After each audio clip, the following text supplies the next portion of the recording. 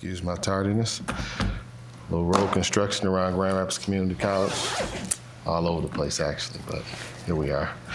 Well, guess we're ready to get started. If you're ready to get started, assuming you are, since you're already ready, right? Right. Well, guess we will start with our action items on purchases. I know there are a couple questions about some of these, but I'll let you start with your overview first, and we'll deal with the questions as they come. You didn't want to ask for public comment? Oh, yeah, I guess I do want to ask for public comment. You're right. Yeah, thank you very much for the reminder. Do we have any public comment? Thank you. No, thank you very much, Mr. Ober. Good afternoon. Mr. Ross and other board members, committee members. Purchasing agenda is in front of you. Several things. I don't know if anyone has specific questions on what's on there, but if you do, I'd be more happy to address them. Yeah, no, there were a couple questions. Well, I guess Dr. Flores, I know you had a question. Ms. Williams, you had a question. Ms. Williams, yours was on the blanket increase regarding the concrete. Yeah.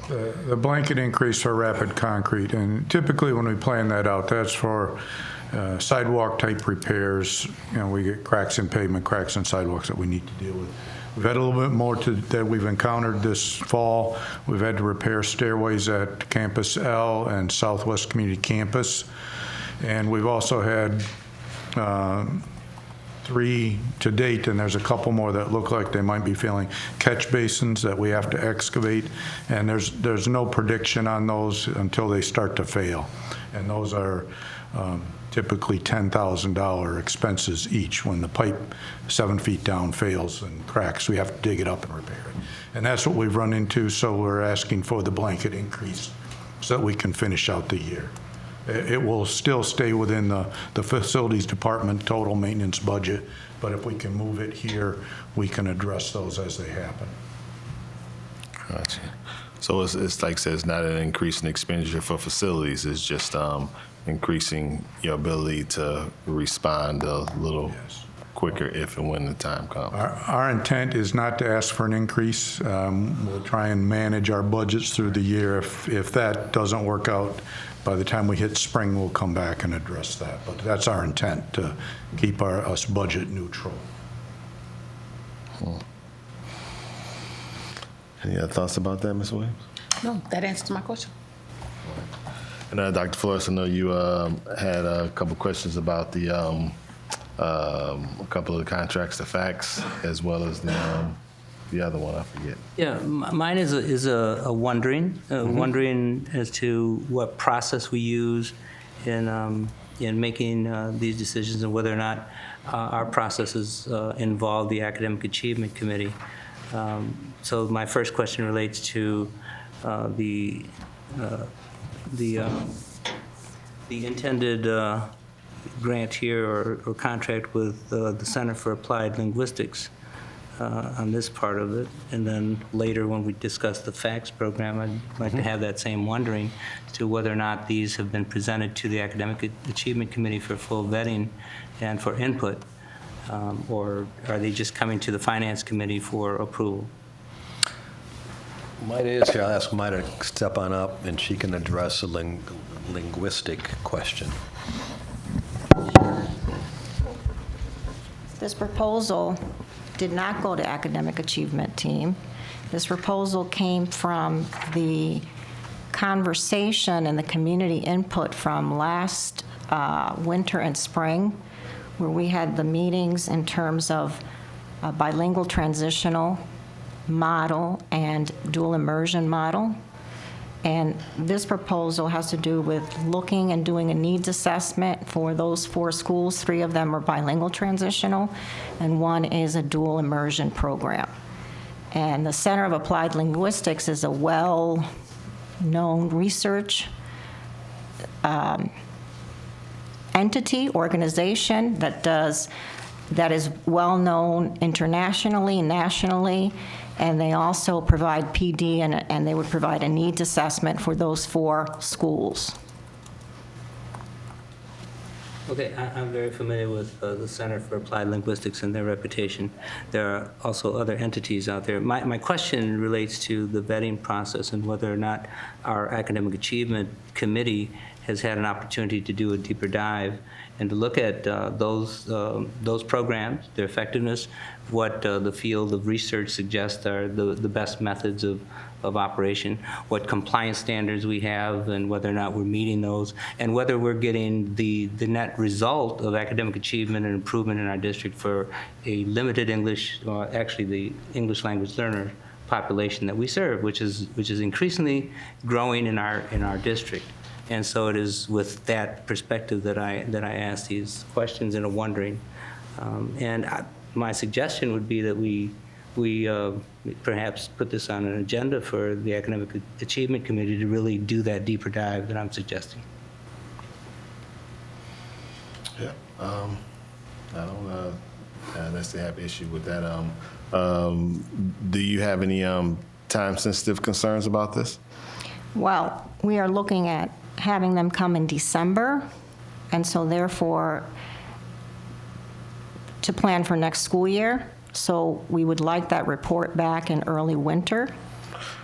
So can you run down again? I am reading it here. Going to do the intent is for CAL to do a needs assessment. They would Go ahead. They would come for 4 days, 3 days. It's right here on page 2.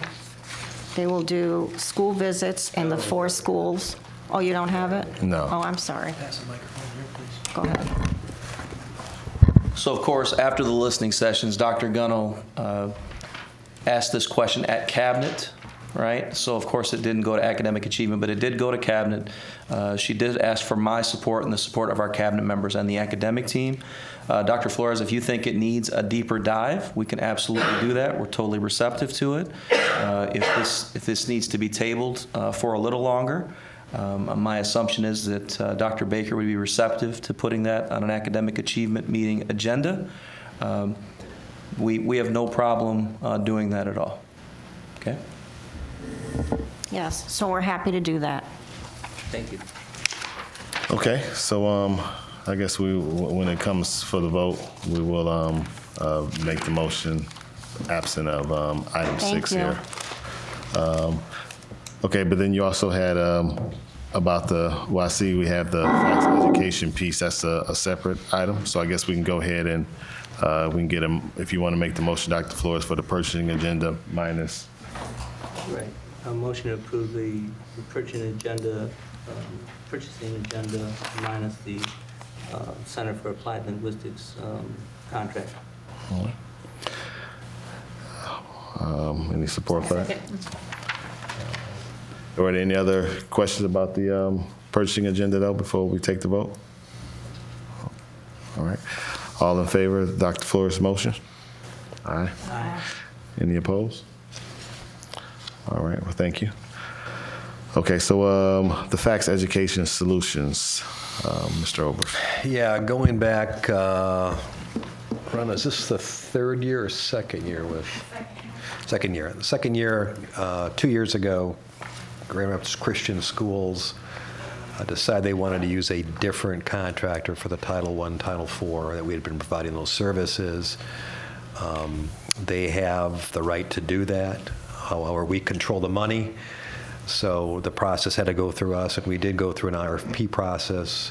Would have been a year ago or almost 2 years ago now, and determined that Fax was an appropriate provider of those services to the Christian schools. So they're 1-year contracts we signed, but they were approved as the appropriate using our standard RFP process category. So. And that was my wondering, because I couldn't remember that this had come before us, but, you know. It had, yeah. At my age, I have my own wonderings about memory. Because you guys actually have to approve it as board members for Right. it to go since in place. We haven't had a discussion as to what point we may rebid it again, but certainly a second year is too soon, so we just went with them again the second year. Okay, that was my question, is why were we using a company out of state, and the amount of money that is allocated would certainly fund a position. And so I would think that we'd want someone closer to home, but, Well. you know, that's, if you're saying that's not our decision. It's our decision in part to go through the process. And again, this was in concert with officials at the Christian schools too. And I don't recall who all we got proposals from, but in the end, this was the selection. And they were happy with the services that were provided. It makes it a little more difficult administratively for us, I will tell you that. But the Christian schools were satisfied with the services that were provided by this organization last year. So. Okay, well, I laud the fact that we're looking at a competitive process and Yeah. that there are more applicants there that competed for this contract.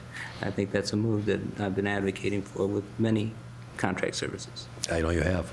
Thank you. So, All right. any other questions on that?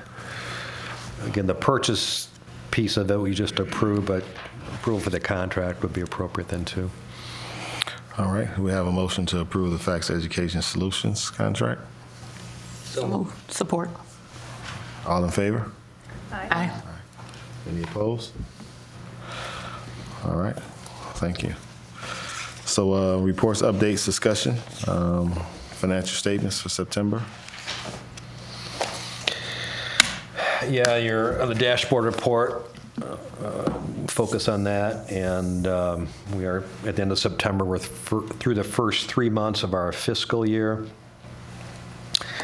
You know, early on, so I guess we're tracking according to plan at this point in time. You will notice that we have not yet, as of September, gotten any state aid payments for the current year. That first payment came in October, so you'll see that.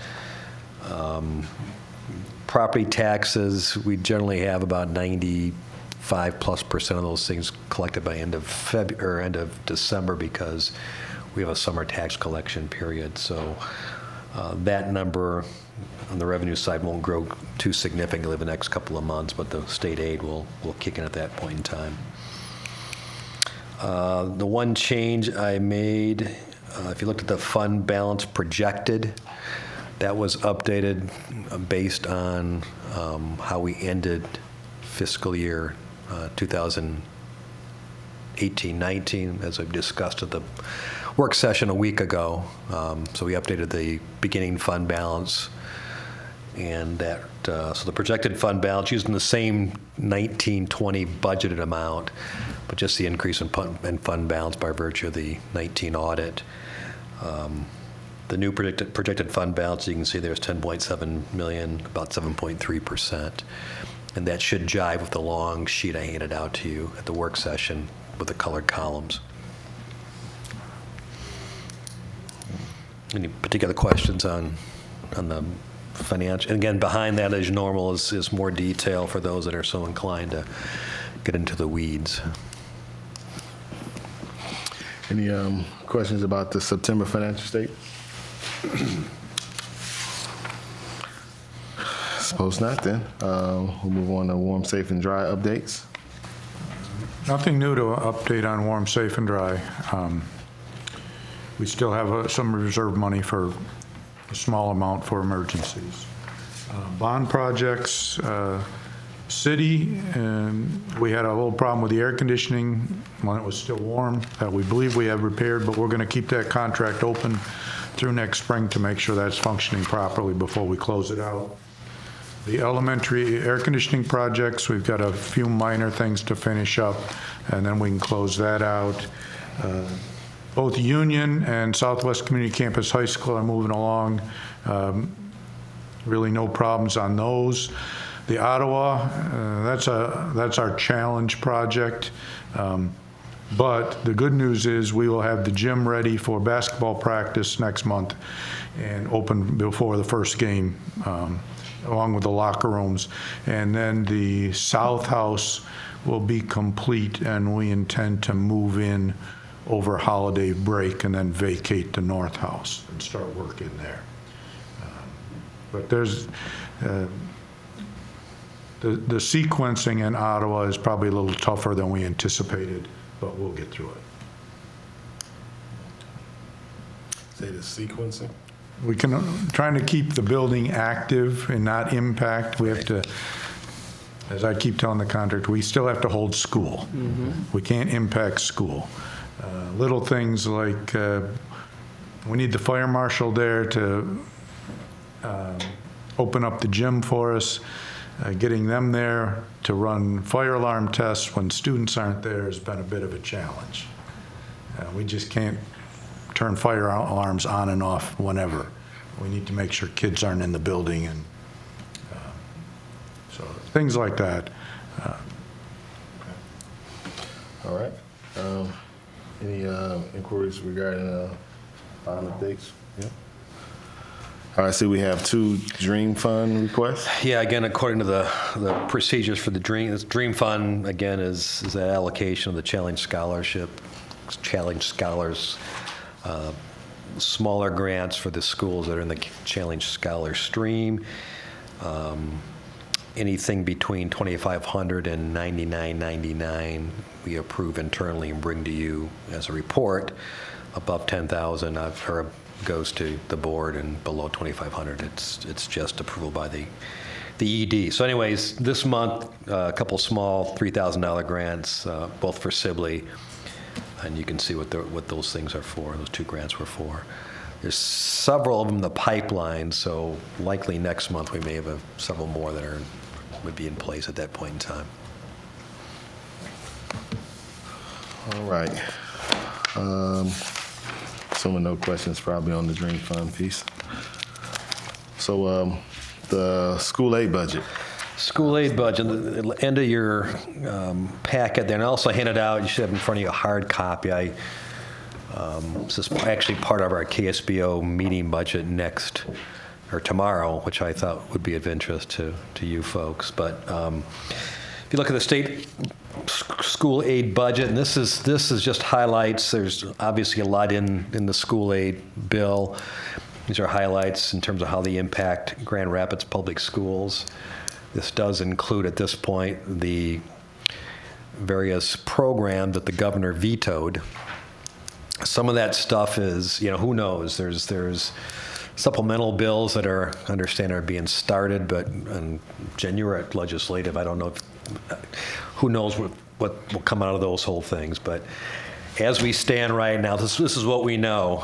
The foundation increase was a 2X, 120 to 240.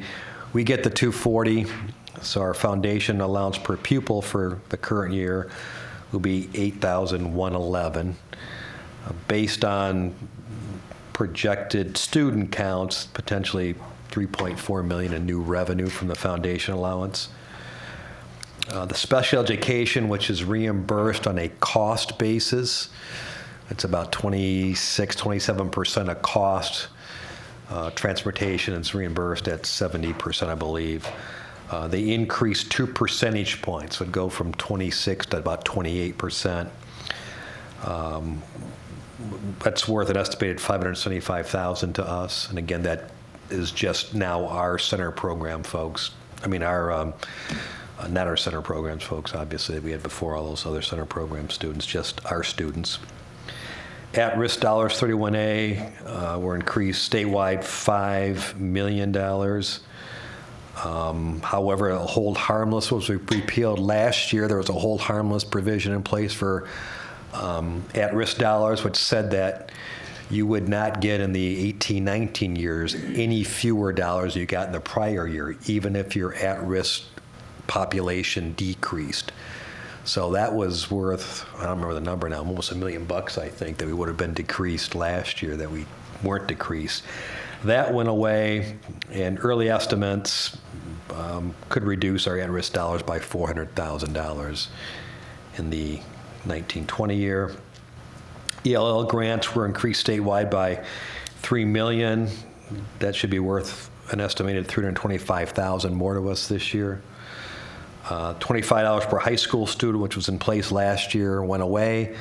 Last year we got $87.5, which we will not get this year. Computer adapted test funding, that's to help with the transition for these standardized tests to be done on computers. That was one of the line item vetoes the governor had in the school aid budget. Last year, we got $135,000. Unless anything comes through in a supplemental, we will not get that this year.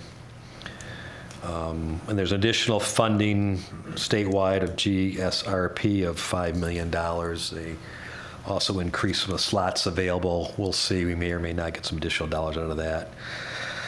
Overall, early on, potential new revenue for us, $3.5 to $3.8 million range. I will remind you that the budget you approved back in June for this year, we had used a 180 foundation allowance increase, so the actual increase is about $60 more. We'll make that adjustment as well as many others for the first amendment to the budget, which usually comes at the February board meeting, finance in January, February board meeting. A couple other items of note: we continue to fund MIPSers, in total about $1.4 billion. Most of that comes directly out of the school aid fund into the MIPSers plan, doesn't see the classroom. Funding for community colleges and higher education, $764 million. It was $908 million this past year, so they reduced that a bit. If you look at the handout that I sent you, you can see some of the increases that have occurred over the years. The top section just shows things that were formerly funded by the general fund and now are being funded significantly out of the school aid fund. The last two lines there, you see community college and higher ed back in 2009-10. In total, $208 million. As I mentioned this year, $764 million. That's just, and you can see down below that the change in general fund appropriations that went in out of the general fund into the school aid fund at $665 million back when Proposal A went into effect, and now we're down to not only $62 million, but also taking money out for community colleges and higher ed, which was really never the intent of the law, but there is a loophole that allows them to do that, obviously. And then another interesting, the last bullet point there is restored language to allow, not require, but allow the district to count up to 38 hours of qualifying PD hours as pupil instruction. Now, that's the way it used to be. I think it was 3 years ago. So the same year that required school days went up to 180, that same year they eliminated, at that time we could use, I believe, essentially 5 days of PD as student contact days. They took that away, plus added 4 more days of instruction. So effectively, there was 9 additional days that we had to negotiate with the teachers union in terms of the calendar. Now they've added that back. You can still 180 days required, but essentially 38 hours, or what is that, 6 days worth, you can count as of that 180. Teachers can be in PD and still count toward the 180. Now there's some restrictions around what qualifies as qualifying PD. There has to be one aspect. There has to be a committee determines that PD. It has to qualify for what's called sketches or professional hours, and a few other things. So we have not yet begun negotiations with the teachers union on the 2021 calendar. I believe that'll start maybe before the end of the. We're still actually negotiating the contract, which the word portion of the contract that ended in June. But at some point here shortly, we'll get to the calendar discussion. This will be part of that discussion.